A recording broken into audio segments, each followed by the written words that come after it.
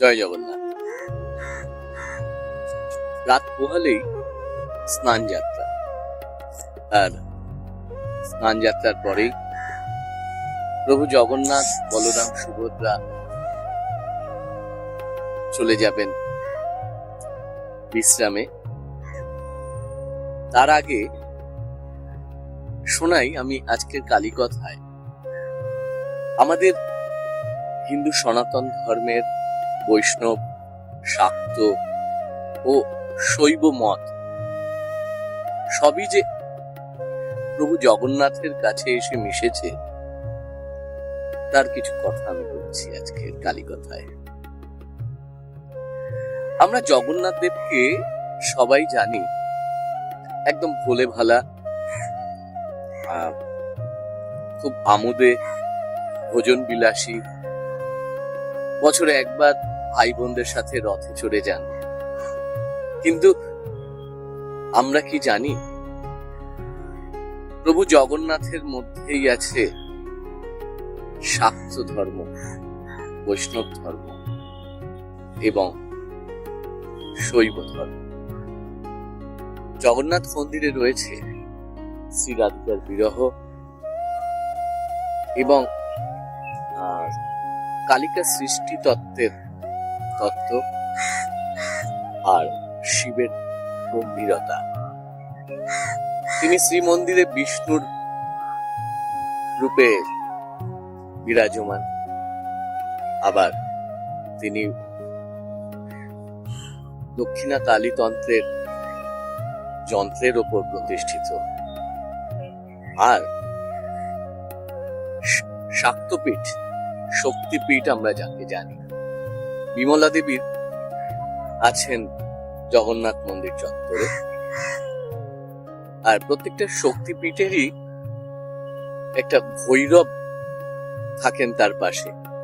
ভৈরব মন্দির রূপে আমরা প্রভু জগন্নাথকে পাই জগন্নাথের পুরী ধামে। এখানে বিমলা দেবী যিনি রয়েছেন, 51 পীঠের একটি পীঠ বিমলা দেবী। মনে করা হয় এখানে সতীর নাভি পড়ে, সেই হিসাবে এখানে শক্তিপীঠ প্রতিষ্ঠিত।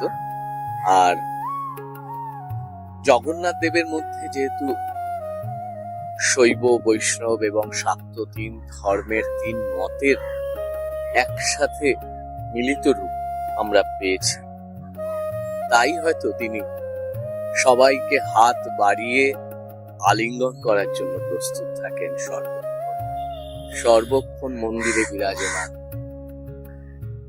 সবাইকে ভ্রাতৃত্বের আলিঙ্গনে আবদ্ধ করার জন্য। জয় জগন্নাথ। আজকে কালীকথায় আমরা জগন্নাথের কথা বলছি, প্রভু জগন্নাথের কথা, কারণ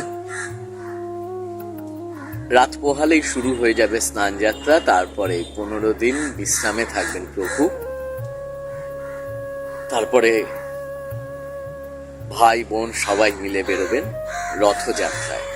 আচ্ছা, আমরা কি জানি ভগবান জগন্নাথ তার শৃঙ্গার, বড় শৃঙ্গার যেটা হয় সেটা রাত্রের বেলা, রাতের দিকে সে শৃঙ্গারটি হয়।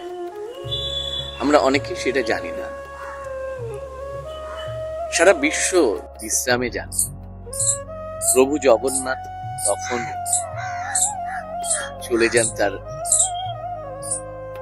ফেলে আসা দিনগুলোর কাছে, চলে যান বৃন্দাবন, চলে যান দ্বারকা। ভগবান জগন্নাথকে সাজানো হয় ফুলে, অলংকারে। সারা রাত তিনি লীলাক্ষেত্রে, বৃন্দাবনের লীলাক্ষেত্রে চলে যান, কখনো চলে যান দ্বারকায়। এটাই আমাদের বিশ্বাস। আসলে আমরা আমাদের কর্মক্ষেত্রে যেখানেই চলে যাই না কেন, বা আমরা আমাদের কর্মক্ষেত্রে যতটা ব্যস্ততার মধ্যেই থাকি না কেন, আমরা কিন্তু আমাদের ফেলে আসা দিনগুলো কখনোই ভুলতে পারি না। তাই তো কখনো কখনো স্মৃতি হাতড়াতে আমরা চলে যাই আমাদের শৈশবে, ফেলে আসা দিনগুলোতে। ভগবানের ক্ষেত্রেও সেটা অন্যথা হয় কি করে? তিনিও চলে যান, শৃঙ্গার পর্ব মিটলেই তিনি চলে যান বৃন্দাবন, তিনি চলে যান দ্বারকাতে। তাই পুরীধামে জগন্নাথ দেবের বড় শৃঙ্গার যেটা, সেটা হয় মধ্যরাতে।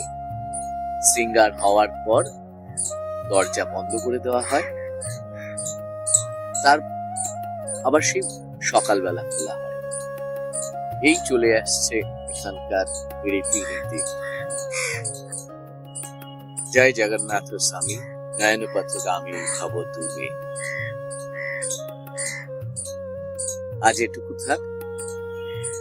কালীকথার পরবর্তী পর্যায়গুলোতে প্রভু জগন্নাথ দেবকে নিয়ে কিছু কথা বলবো। নমস্কার।